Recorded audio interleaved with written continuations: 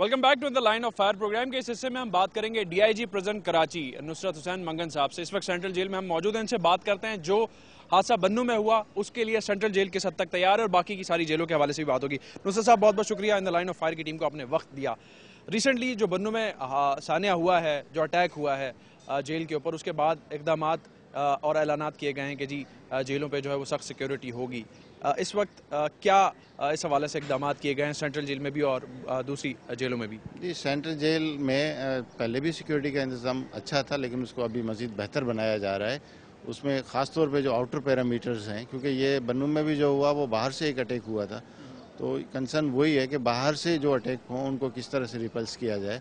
और उसमें एफसी और पुलिस, जो डिस्ट्रिक्ट पुलिस है, जो बाहर से उन्होंने पिकटें लगाई हुई हैं, एक्स्ट्रा और भी उन्होंने नफरी लगा दी है और मैन पावर भी बढ़ा दी है, वेपनरी भी लगा दी है, तो बाहर से उसको कवर कर रहे हैं। अच्छा, मुझे एक बात बताएं, एफसी और जो जेल का अंदर का अमला है वो अंदर की सूरत हाल का रिस्पॉन्सिबल है, बाहर जिस तरीके से आपने कहा कि जी जो मुख्तलिफ डिस्ट्रिक्ट्स के या जो बाहर आउटर पुलिस है वो उसकी रिस्पॉन्सिबल है, लेकिन जिस तरीके से अभी हमने मुआयना किया है वहाँ पर हमें इस तरीके से सूरत हाल दिखी नहीं है, क्या वजह है इसकी? बात यह है कि बाहर जितना भी है वो पुलिस की सिर्फ बाहर की तरफ है, लेकिन जो वाच टावर्स हैं, जो मेन वॉल है वो एफसी के पास है। तो ये दो तीन फोर्सेस के इकट्ठे, मतलब एक वो जॉइंट वो है, ऑपरेशन है, समझें कि वो तीन फोर्सेस हैं, इसमें पुलिस है, प्रिजन है और एफसी है, तो तीनों मिलके इसको गार्ड कर रही हैं इंस्टॉलेशंस को। अच्छा, मुझे एक बात बताइए कि ये तीनों फोर्सेस अगर मिलके गार्ड कर रही हैं तो एफसी की ज़रूरत यहाँ क्यों आन पड़ी? पुलिस के पास जो है वो इतने जो है वो ट्रेनिंग नहीं है, इतना वेपन नहीं है।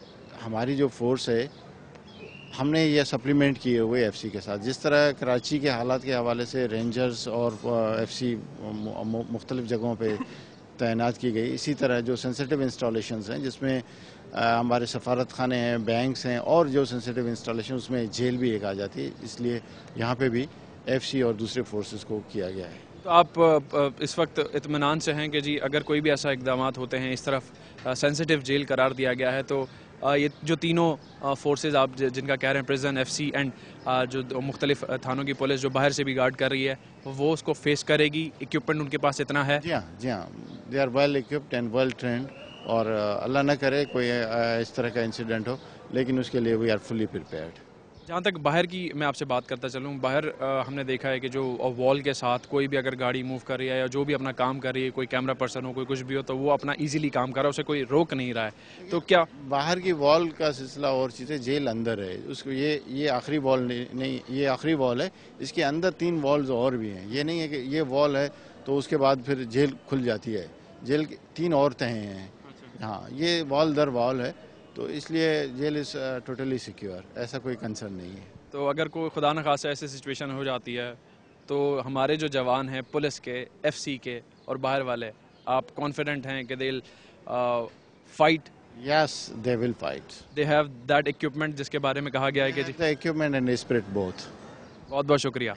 नुसरत साहब हमारे साथ मौजूद थे, डीआईजी प्रिजन कराची, उनसे हमारी बात हुई। उनका ये कहना है और वो पुरइत्मीनान पुरुमीद हैं कि जो इस वक्त यहाँ पर डिप्लॉयमेंट है, बाहर के साइड पे इलाका पुलिस, अंदर टावर्स पे, वॉच टावर्स पे एफसी, और फिर जो प्रिजन पुलिस है, वो अगर कोई ऐसा सानिया पेश आता है तो उसके लिए वो तैयार है। इक्विपमेंट भी उनके पास है, स्प्रिट भी उनके पास है। प्रोग्राम में एक छोटा सा ब्रेक लेंगे, इस हवाले से मज़ीद गुफ्तगू होगी जो इस सिक्योरिटी को देख रहे हैं। कोशिश है हमारी कि एफसी से भी बात हो और उनसे जाने उनका क्या कहना है, एक ब्रेक के बाद।